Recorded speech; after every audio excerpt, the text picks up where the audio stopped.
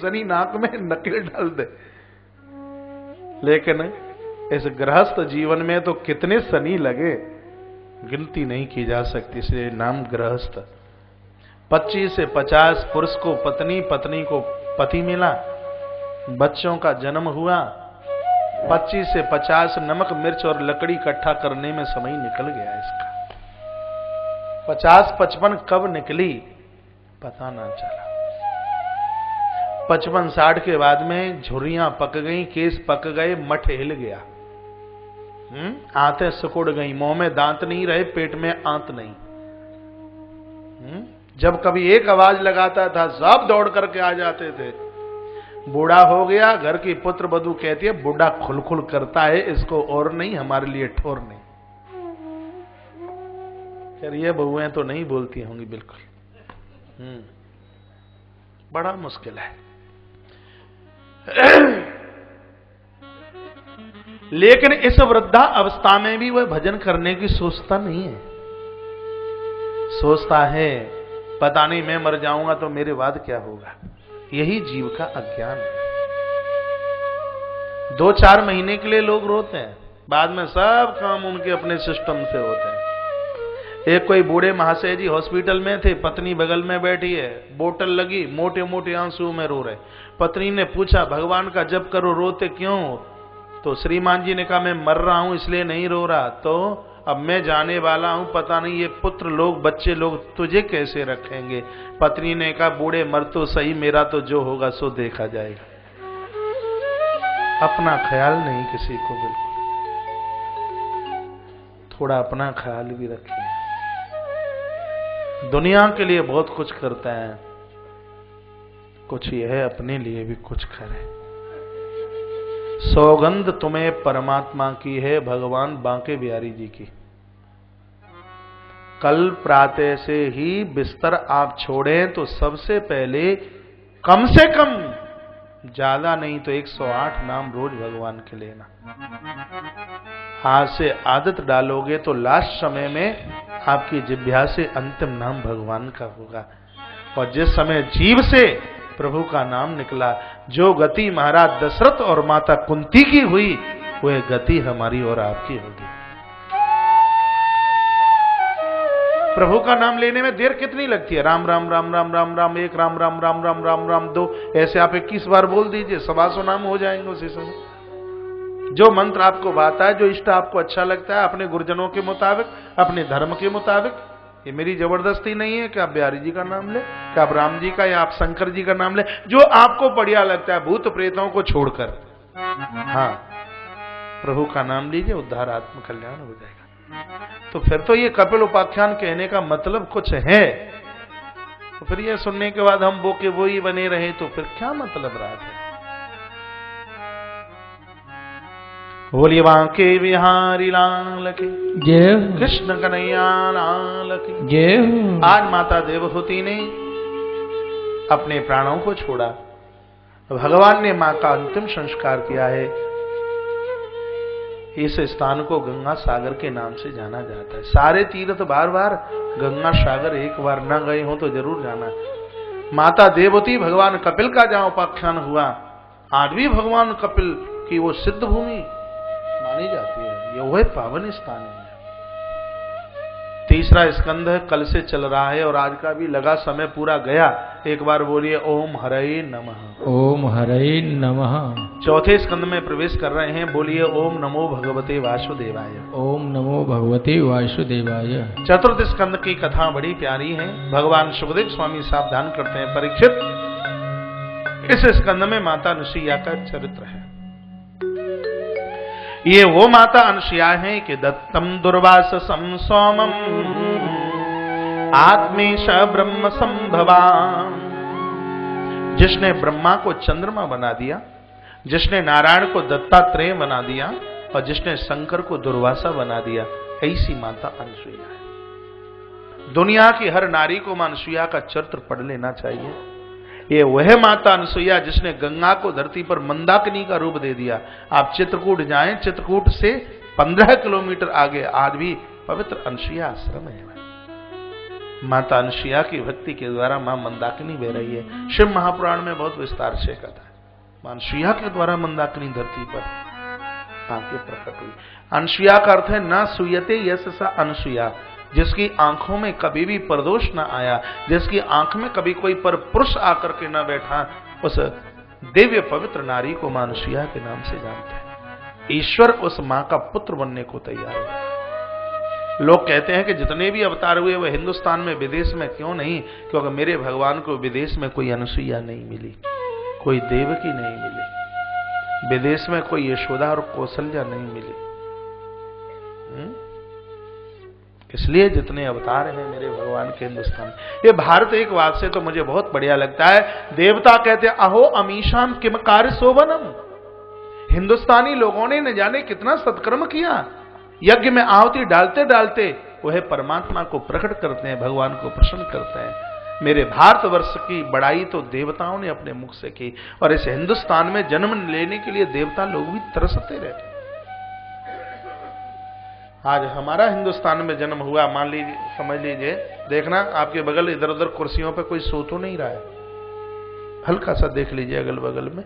बोलिए बांके बिहारी लाल की जय हो, कृष्ण कन्हैया लाल की जय हो, जय जय श्री राधे जय जय श्री राधे जय जय श्री राधे श्याम। मां अनुसुईया के चरित्र पर जितना कुछ बोला जाए उतना कम है। व्यासपीठ से सुनिए। इस चरित्र के माध्यम से यही निवेदन करना चाहूंगा कि बेटी पिता की संरक्षता में रहे अच्छा लगता है, युवान नारी पति की सानिध्यता में रहे अच्छा लगता है, वृद्ध माताएं बच्चों के साथ रहे, बेटों के साथ रहे अच्छा लगता है। अनुसुईया के चरित्र से यही सीखने को मिलता। दुर्वासा जी को प्रकट किया। अब तीनों देवों की कथा करूं बड़ा समय लगे, दुर्वासा जी का एक छोटा सा चरित्र उठा लेता हूं जो दूसरे पुराणों में है, यहां तो नहीं है। दुर्वासा जी के साथ एक बार भगवान कृष्ण स्नान करने के लिए गए। बड़ी सुंदर कथा है, मुझे बड़ी प्यारी लगती है। देवियां 16,108 साथ थी। द्रौपदी भी उन दिनों में द्वारका आई थी, तो द्रौपदी को भी भगवान ने साथ में लिया। सब ने गोमती में डुबकी लगाई, संत के साथ गए सब नहाने के लिए, डुबकी लगाई, सब मलमल के नहा रहे हैं। जो ही श्री दुर्वासा जी ने डुबकी लगाई, मलमल के स्नान करने लगे। इतने में क्या हुआ कि महात्मा दुर्वासा जी की कोपीन खुलकर पानी की धारा के बीच बह गई, लंगोटी, बेवस्त्र खड़े रह गए। सब लोगों ने अपना मुख मोड़ा, माता द्रौपदी की दृष्टि पड़ी, मां द्रौपदी रो पड़ी। कहा गुरुजी आप हमारे पिता तो ले, आप संकोच न कीजिए, आपकी लज्जा को ढकने के लिए मैं वस्त्र की व्यवस्था करती हूं। उसी समय माता द्रौपदी ने अपनी कीमती साड़ी को फाड़ दिया और जल की धारा के साथ बहा दिया। महात्मा दुर्वासा ने उस किंचित मात्र वस्त्र से अपनी लज्जा को ढका। गोमती नदी के मध्य में खड़े होकर संत दुर्वासा रो पड़े। कहा बेटी द्रौपदी, आज मेरी लाज को ढकने के लिए तूने किंचित मात्र मुझे वस्त्र दिया, मैं तेरा ऋणी हो गया। आज इस नदी के मध्य में खड़े होकर मैं ये तुझे वरदान देता हूं, जब कभी तेरी लाज के ऊपर आंच आएगी तो स्वयं भगवान कृष्ण को तेरे लिए वस्त्र रूप धारण करना पड़ेगा। ये हमारा दिया हुआ वरदान तुम्हारा। ऐसे श्री दुर्वासा जी, दुर्वासा जी के लिए तो जितना कुछ कहा जाए उतना कम है। स्वयं शंकर ही दुर्वासा, नारायण ही दत्त, और स्वयं विधाता ब्रह्मा ही चंद्रमा बनकर के आए। नारी में वह ताकत है कि अपने पवित्र धर्म के द्वारा ईश्वर निर्गुण को भी वह सगुण बनाती है। माताओं, एक ही धर्म एक व्रत नेमा, काय वचन मन पति पद प्रेमा। चाहे पति रोगी हो, क्रोधी हो, दीन दुखियारा हो, कैसा भी हो, माताओं को चाहिए कि अपने पति को वह भगवान का दर्जा दे, ईश्वर रूप समझे। लेकिन आप भी अपनी पत्नियों को शक्ति रूप समझना। ये नहीं कि सब धर्म एक ही तरफ से निभाया जाए। यत्र पूजन्ते नारी श्रमन्ते तत्र देवता। जहां नारी की पूजा है वहां दैव वास करते हैं। दोनों एक दूसरे के पूरा। एक मां बोलती है महाराज पति क्रोध बहुत ज्यादा करते हैं। मैं कहता हूं क्या हो गया? समझ लेना कि साक्षात नरसिंह भगवान के अंश ज्यादा आ गए होंगे। क्या हो गया? क्रोध ज्यादा करता है, समझ लो नरसिंह भगवान के थोड़े गुण ज्यादा आ गए होंगे। एक कोई मां कहीं मुझे बोलती है महाराज जी हमारे पति की लंबाई 3.25 फीट है, हमें अच्छा नहीं लगता। हमारी हाइट ज्यादा है और वो ठिंगने से। पियर जाते हैं, सहेलियां मजाक उड़ाती हैं। अब हम बड़े दुखी हैं, बताइए क्या करें। मैं हाथ जोड़ करके कह रहा था, बहन जी आप ये समझ लीजिए साक्षात वामन भगवान प्रकट हो गए, समझा लीजिए अपने आप को, क्या चिंता की बात है। देखिए बाजारू बर्तन तो नहीं है कि बदल करके दूसरा ले आएंगे। पति के प्रति पूर्ण समर्पण। ये पति लोग भी जीवन में उस ढंग से रहें कि जब जब ये माताएं करवा चौथ का व्रत करें तो ये भगवान गणपति और चंद्रदेव से कहें कि प्रभु कृपा करना, अगले जन्म में भी हमें यही पिंटू के पापा मिले। कहूँ प्यार से श्री राधा। श्री राधे। आप भी ऐसे ढंग से रहे। माता वरदान में द्वारा से भी आपको माने। बोलिए बांके बिहारी लाल की जय हो। कृष्ण कन्हैया लाल की जय हो। जय जय श्री राधे श्री राधे जय जय। श्री राधे श्याम। ऐसी अनुसुईया चरित्र का वर्णन पुराण के अंतर्गत किया मैंने, बहुत संक्षिप्त किया है। सती माता की कथा कही गई है। आइए उसके बाद में क्या बढ़िया कथा है, महात्मा ध्रुव की कथा। इसके ऊपर जितना बोला जाए उतना कम है। आइए एक क्षण के लिए प्रभु का नाम। मोहन से दिल क्यों लगाया है ये तो वो जाने, फिर मैं ही जानू। बड़ा आनंद, इजाजत पूरी। हरि बोल।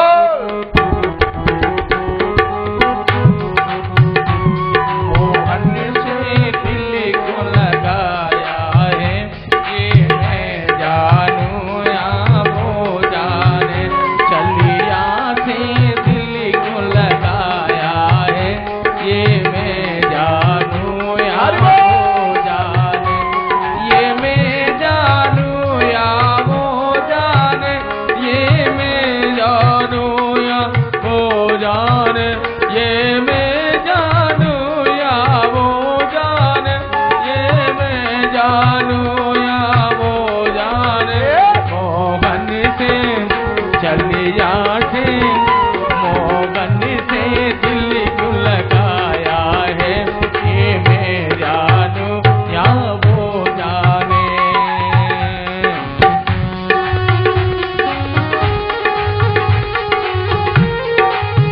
ताली बजाते रहिए।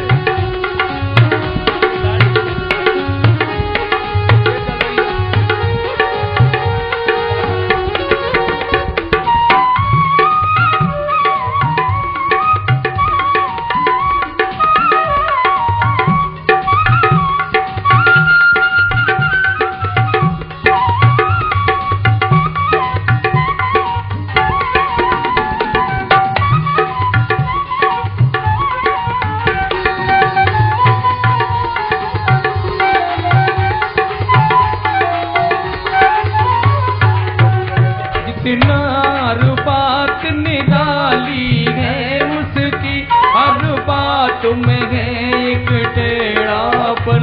हर बात निराली है उसकी, हर बात में है एक टेढ़ापन।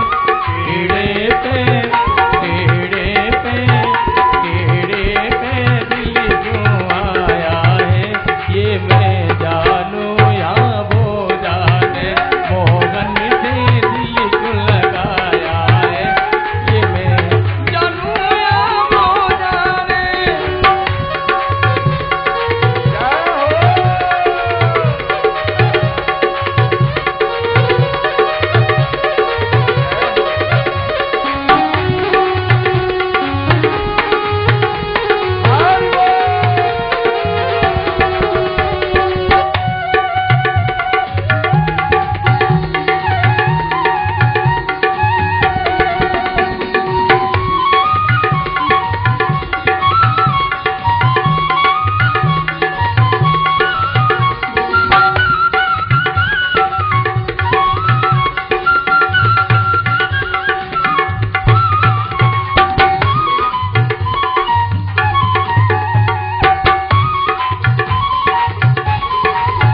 जितना दिल ने तुझे याद किया, उतना जग ने बदनाम किया।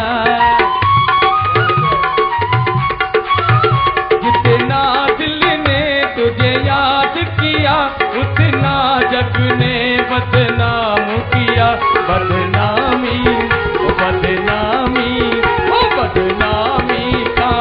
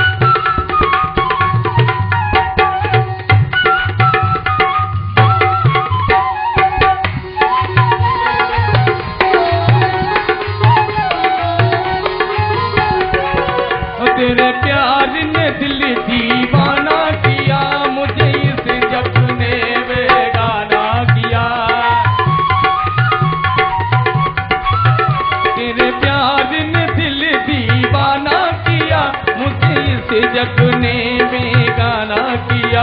मैंने क्या खो, मैंने क्या खो, मैंने क्या खोया क्या पाया है, ये जानो या भो जाने, मोहन से दिल लगाया।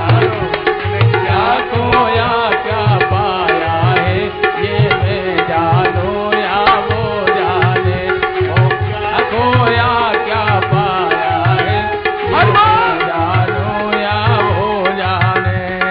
मन से दिल क्यों लगाया है, ये मैं जानो या वो जाने।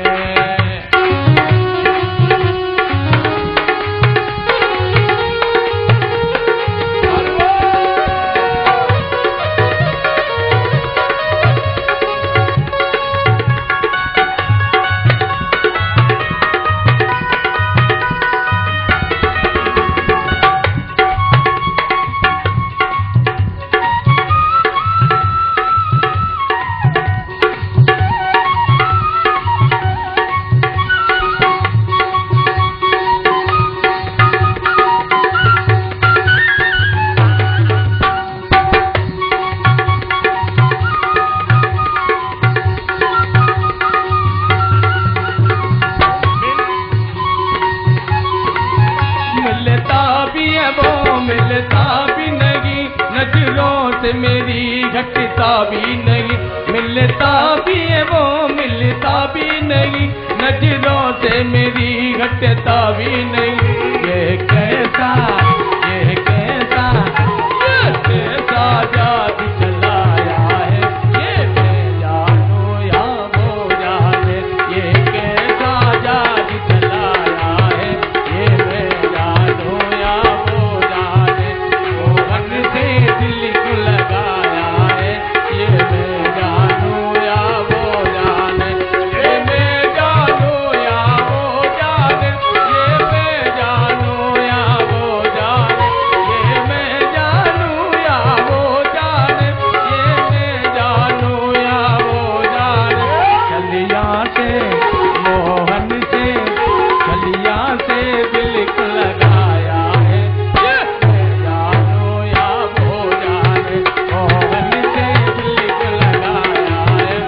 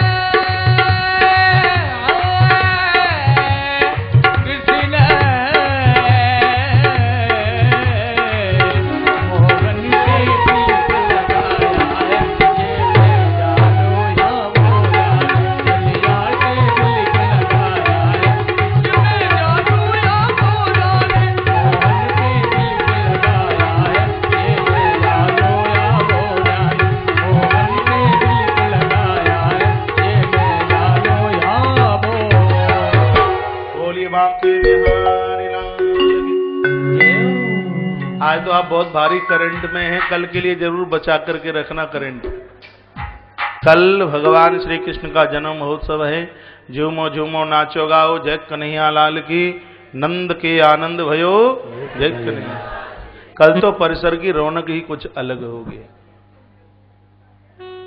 कल कहीं भी बैठने को जगह नहीं मिलेगी। जो उत्सव का खूब आनंद लेना चाहें तो थोड़ा जल्दी आ जाएं परिसर में, और कृपया मोटे मोटे आभूषण पहन के ना आए, ये हमारी प्रार्थना होगी। चैन कट गई तो बेचैनी हो जाएगी। ये आप सब जानते हैं, मुझे कहने की जरूरत नहीं है। कृष्ण बाद में आए, कंस पहले आ गया, राम बाद में आए, रावण पहले। सब जगह सब तरह के लोग होते हैं। तो आप इस वृंदावन की ब्रज यात्रा में आप आए हैं, तो इस कथा में आप आए तो कहीं नुकसान न हो जाए, इसलिए यह भी जिम्मेवारी आपकी बनती है। चैन कटी तो यहां से अनाउंस नहीं होगा, इसलिए पहले से आपको सावधान किया जाता है। आइए चौथे स्कंद में आप माता भगवती अंशिया की कथा सुनने के बाद सती चरित्र मां का उसके बाद आइए महात्मा ध्रुव की कथा में हम प्रवेश करते हैं। अयोध्या की गद्दी के मालिक हैं राजा उत्तानपाद। उत्तानपाद राजा के 2 विवाह हुए। एक रानी का नाम है सुनीति। सुंदर कथा सुनने लायक है, एकाग्र भाव से बैठे। अब ठुमका लगाते समय तो कमर सबकी सीधी हो ही गई होगी, अब आसन लगा लीजिए। 2 पत्नी हैं, एक का नाम है सुनीति और दूसरी का नाम है सुरुचि। जीवात्मा की बुद्धि 2 प्रकार की ही होती है, एक सुरुचि बन करके और एक सुनीति। माताएं भी 2 ही तरह की होती हैं दुनिया में, एक सुरुचि बन के आती है और एक सुनीति बन के आती है। दोनों में अंतर है। सुष्टुम नीति ही यशसा सुनीति, जो अपने घर के लोगों को धर्म की नीति की तरफ लेकर के जाए, उन माताओं को सुनीति की नाम से जाना जाता है। दूसरी है सुरुचि, सुष्टुम रुचि सुरुचि, जो अपने घर के लोगों को अपनी रुचि के अनुसार लेकर के चले, उसको सुरुचि कहते हैं। भोग वृत्ति की तरफ लेके चले वो सुरुचि, और योग वृत्ति की तरफ लेकर के चले वह सुनीति। उत्तानपाद कौन है? उताह ऊर्धहु पादहु यशसा उत्तानपाद, जिसकी खोपड़िया नीचे और टांगे ऊपर है, ऐसे अविवेकी जीव को उत्तानपाद के नाम से जाना गया। भोग के गर्त में डूबा हुआ है वह जीव उत्तानपाद। अयोध्या का मालिक है। पुराण वेत्ता ने इसके लिए वर्णन महाराज ग्रंथ में किया गया। प्रियव्रता उत्तानपादौ सतरूपा पति सुतौ। प्रियव्रत का भाई मनुजी महाराज का बेटा है। दूसरा विवाह सुरुचि के साथ में किया तो माता सुनीति घर छोड़कर वेड़ जंगल चली गई। राजा रानी के चंगुल में ऐसा फंसा है कि एक क्षण के लिए अपनी पत्नी को छोड़ नहीं सकता। राजा उत्तानपाद अपनी स्त्री का गुलाम बन के जीता है, इसलिए इसको स्त्रैण कहा गया। स्त्रैण बड़ा खतरनाक शब्द है बंधुओं, स्त्रैण न बनना। स्त्रैण किसे कहते हैं? माताओं के सामने जिन पुरुषों की एक ना चले वह स्त्रैण है। ऑफिस में बड़ी ऐंठ और अकड़ दिखाते हैं, घर में माताओं के सामने भींगी बिल्ली की तरह बैठ जाते, एक ना चले। एक बहुत गजब की बात का निवेदन यहां से करूं। सूतक पातक में ब्राह्मण 10 दिन में शुद्ध हो जाता है। कोई सूतक पातक सोवड़ वोवड़ हो जाए या किसी की गमी हो जाए, ग्रंथों में लिखा है कि ब्राह्मण की शुद्धि 10 दिन में हो जाती है। क्षत्रिय 15 दिन में शुद्ध होता है। किसी का कोई अंतिम संस्कार, कोई सूतक पातक लगा है तो ब्राह्मण उसके हाथ 13 दिन नहीं 15 दिन के बाद पानी पीता है, भोजन करता है। ग्रंथ में लिखा है वो शुद्धि 15 दिन के बाद है। वैश्य की शुद्धि 20 दिन में होती है। चतुर्थ वर्ण में शुद्धि का वर्णन 25 दिन में किया गया। लेकिन मैं ये निवेदन कर रहा हूं कि कोई 10 में 15 में 20 25 दिन में शुद्ध हो गया, लेकिन जो पुरुष स्त्रियों के गुलाम बन करके जीते हैं वह तो जब तक शमशान घाट पर जल के राख नहीं हो जाते तब तक वह पवित्र ही नहीं होते, तब तक वह शुद्ध नहीं होते। हाँ जी, माताओं से स्नेह कीजिए, इनकी बात मानिए। अब दरवाजे पर कोई चंदा लेने के लिए आया, का जागरण हो रहा है, सेठ जी हम जरा आए हैं, जरा थोड़ा सहयोग कर दीजिए। रुकिए जरा, थोड़ा डबलू की मम्मी को पूछ के आऊं क्या देना है। कभी कभी तो ये पुरुष लोग माताओं के बिना सांस भी नहीं ले पाते, और हमारी ये माताएं बहुत कहती भी है, इनको बहुत बोलती हैं कि जितना स्नेह प्रेम हमसे करते हैं भगवान से भी कीजिए। तो ये मैं आपको नहीं बोल रहा, उत्तानपाद को बोल रहा हूं, क्योंकि आप तो सब बड़े महान हैं, बड़े महान। बुरा ना मानना मेरा, ठीक है, लेकिन मेरा बुरा वही मानेंगे जो स्त्रैण होंगे। हाँ जी, और क्या। उत्तानपाद